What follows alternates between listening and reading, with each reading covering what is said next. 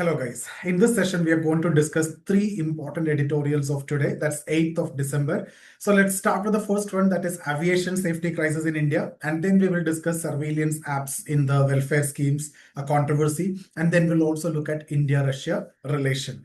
Okay, so the first one, let's start with the first one, that's aviation safety crisis, the Black Friday for Indian aviation. On December 5th, India witnessed one of the worst aviation disruptions of the recent times. Over 1,000 Indigo flights have got cancelled and the passengers stranded, luggages have lost, airports were in chaos. But again, this is not a story of, mismanagement alone. This is a story of, safety versus profit question is there, regulation versus corporate pressure question is there, weak institution versus strong industries. Right. And the heart of this crisis is just one term, that is FDTL, flight duty time limitations. So let's first understand what is this FDTL. FDTL are basically the rules that specify how many hours a pilot can fly, how much rest they must get, and how fatigue must be managed. Because you see, a fatigue pilot is as dangerous as a drunk driver. In fact, the research shows the fatigue slows reaction times to a level which is comparable with alcohol intoxication. And that's why aviation regulators worldwide, in fact, treat fatigue management as something which is non-negotiable. So these are like something which you need to know about FDTL. Then what is the problem?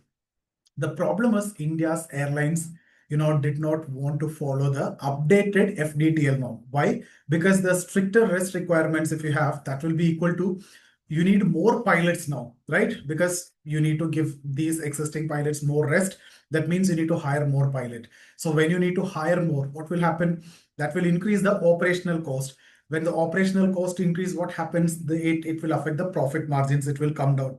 So for years, airline lobbied, these lobbies, they usually dilute the safety rules, and these things have not been followed. So if you need to follow this, your operational cost will go up, so your profit will come down. Now let's also look at the timeline of this FDTL conflict. In 2007, DGCA basically drafted modern safety-centric FDTL norms. And at that time itself, airlines basically opposed them. And in 2008, Ministry of Civil Aviation instructed DGCA to not implement the rules because of the opposition. So what happened? Safety took a backseat and commercial interest won there. And then what was the Pilots Association reaction? They approached the Bombay High Court and argued that they were being treated like a bonded labor. That means you have to work more hours, and rest hours were being like, normally what should have they got is actually getting violated, and fatigue was risking the passenger life. So initially, the High Court supported the pilots, but later, surprising reversal, even the High Court aligned with the ministry stance. Now the question is, why were the new rules notified in 2025?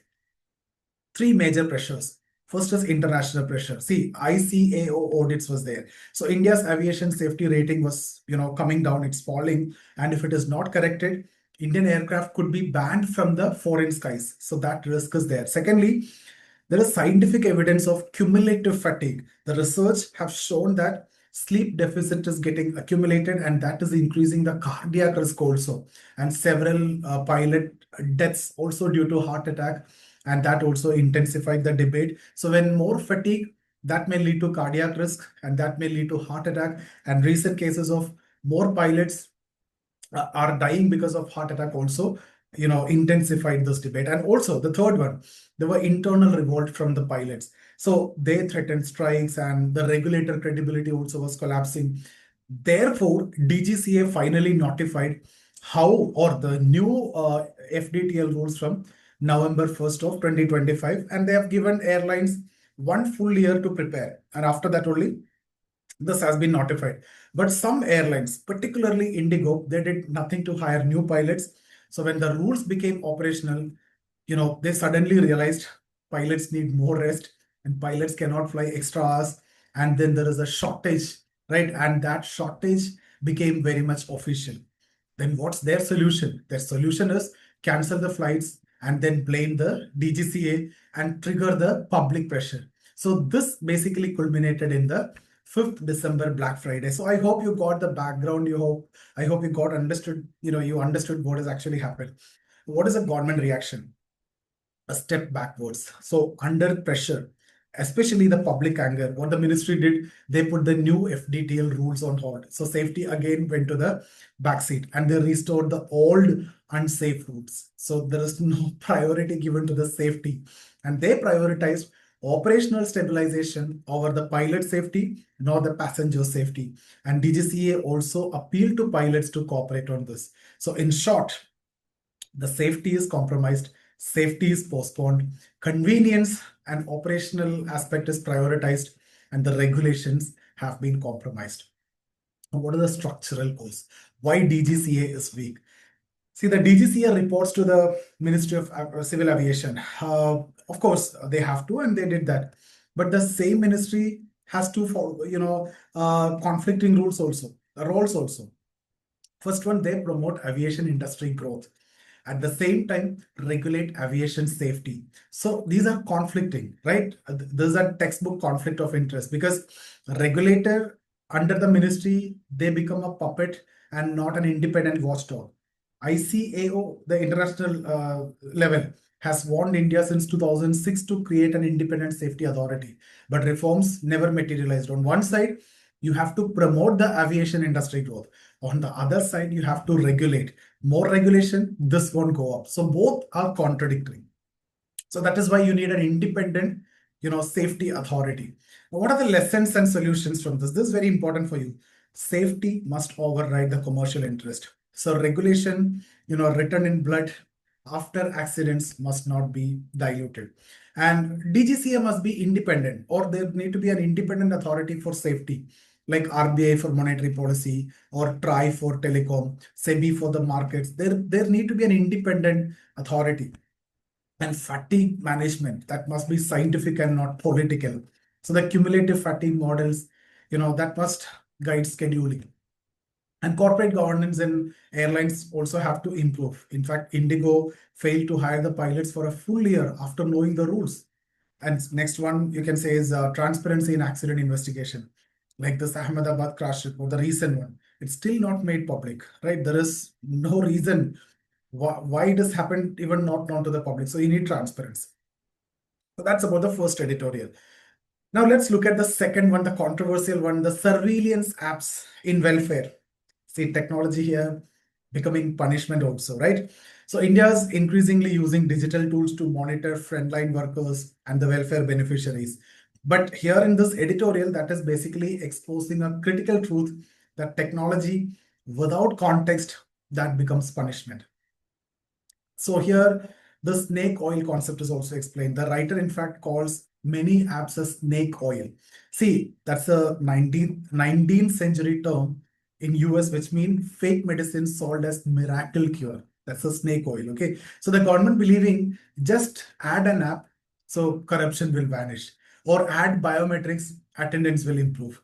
But if you look at the evidence shows exactly the opposites. Corruption is increasing. There is no increase in or improvement in attendance because of fingerprint or anything, right?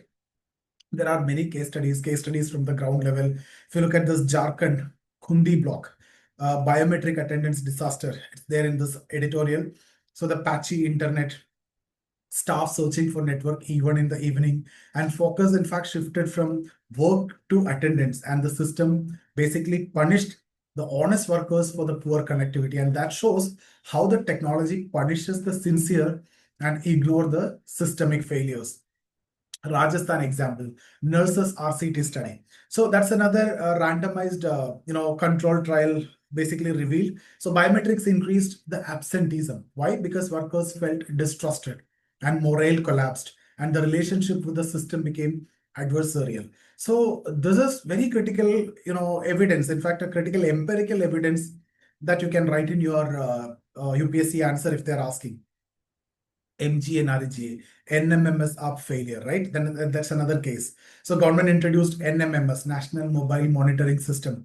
Workers must have to upload 2 photos daily, and that meant to reduce the corruption. But the fraudsters just simply uploaded or the random JPEGs, and July 2025 circular admitted that this misuse officially. So what's the result? Corruption did not reduce, and the process became harder for the genuine workers. For genuine workers, they are uploading. The fraudsters also uploading, right? Next one was related to the portion tracker, the facial recognition for take-home rations. So the pregnant woman must show their face, blink their eyes, confirm identity via FRT. So what's the ground reality? Most of the time this app hangs, connectivity fail, and women have to stay in the queue for hours just to get this done. And workers still have, discretion to deny the ration, even, for any minor reason also. So what the outcome? More exclusion. Many people are not getting it. Many people, because of this, they were not coming and standing on the long queue. Some same corruption is continued, and higher burden on the poorest families. And the poorest of the poor families are getting more affected also. Then this PDS, Aadhaar-based biometric authentication, ABBA. What was the purpose? To ensure ration goes to rightful beneficiary. But what was the effect? Elderly, disabled couple cannot authenticate, and they normally get excluded from welfare.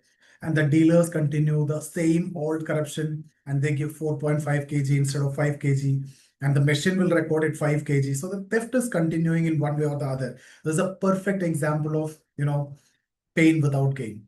No gain, but still pain is there. Again, this tribal region, innocent worker marked as fraud. There is one case, right? So a sincere A&M, in fact, walked 300 meters searching for network, app geofencing marked her as a fraud, something like that. I don't recollect exactly. I have read that in the editorial, and she received a shocker's notice. This is a human cost of blind technology, right? Now here you can connect this with GS2 and GS4 also. In fact, the editorial beautifully brings in two moral concepts in this. One is related to accountability, the other is related to responsibility. Accountability, the external pressure, because the boss is watching. So that external pressure is there. Responsibility, that's the internal motivation, because I care about people. So both are there. Both sides has been beautifully brought in this editorial. So the surveillance apps basically only strengthen the accountability, but the responsibility is getting weakened. And now, things will turn sensitive, right? And, welfare work into like a robotic compliance. It's getting more sensitive. It won't be taken as responsibility. That external pressure will be there. And another key concept is agnotology. Agnotology means deliberate ignorance, like tobacco companies hiding cancer data. The government ignore repeated failure of welfare technology because it serves the corporate interest, the apps, the devices, the servers, the data markets, and all those. Right. So what is the solution? Solution is technology should support work and not punish the workers. And you have to improve the work culture before introducing this technology or the applications, and prioritize last mile infrastructure like internet and power so that connectivity will be there. And then audit exclusion, impact before statewide rollout, right? And then you need to know what could be the exclusion impact if this happens, exclusion part. And you need to treat frontline workers as partners and not suspects. That's again something which you need to do. Third is very important, international relation, India's relation with the world. So India-Russia relation, a strategic autonomy in action. So Vladimir Putin, December 20, this month visit to Delhi is diplomatically very significant, and you can expect a question in the next mains also. Why it is significant? Because he rarely travels after the Ukraine war, and still he came to India. ICC has a warrant against him, and Western nations are isolating Russia at this point of time. Sanctions were there, yet we India hosted him with full honor, and PM Modi personally received him at the airport. So this was a powerful geopolitical signal. Let's look at the first message. What's the first message? Russia is India's Polestar. And PM Modi described Russia as India's Dhruv Tara, means Polestar. That's a constant and dependable partner of India. And that basically reflects that first historical trust and reliable defense supply at any point of time, and political consistency and long-term strategic alignment. 25 years of India-Russia strategic partnership were being reaffirmed. message two. That's the strategic autonomy. India showcased two things simultaneously: friendship with Russia, despite Western pressure, Western sanction, and anything, and non alignment with Russia's war decision. So, India neither condemned Russia nor supported Russia militarily. There's that classic, issue based alignment and not a kind of bloc based politics. So, what are the key outcomes of the visit? First is national currency payments, the national currency payment system, rupee, ruble trade. So that is basically to bypass Western sanctions and SWIFT restrictions. And the second is joint fertilizer plant in Russia. India needs cheap fertilizers, so Russia have abundant raw material also. So joint fertilizer plant, and then the labor mobility agreement. Russia need manpower due to the war shortages, and India have a huge young working force. So it's again a win-win arrangement. And this Chennai, Vladivostok maritime corridor. So that's again strengthening Indo-Pacific logistics, supply chains, and connectivity. But then the question is, what is missing? There is no major announcement on defense hardware, nuclear projects, space cooperation. These are big things, but there were no major announcement. Why? Because India is close to signing a major deal with the US and EU. So any visible defense deal with Russia, that may upset them. So India, in fact, balanced the optics carefully. That's what is all about, right? Now, what Russia have offered, in fact, Putin offered uninterrupted oil supply, but India did not commit to increasing its oil imports. So there is a clear message: Russia is our friend, but we will not antagonize the West. Non-alignment again. So this is diplomacy, actually. Okay. So see, the final principle is don't become a pendulum. India cannot swing. Sometimes fully towards Russia, you cannot go. Sometimes fully towards West also, you cannot go. So, right. So if you go fully towards Russia, then you are antagonizing with the West. If you are going with West, we are antagonizing with your all-time friend. So India must be stable and a predictable actor. And, it should be guided by national interest and not global polarization or any external pressure. And this is exactly how the great powers behave.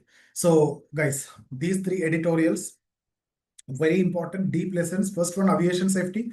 Regulation fails when institutions are weak. Second is related to the surveillance app, where the key theme was technology fails when the ground realities are ignored.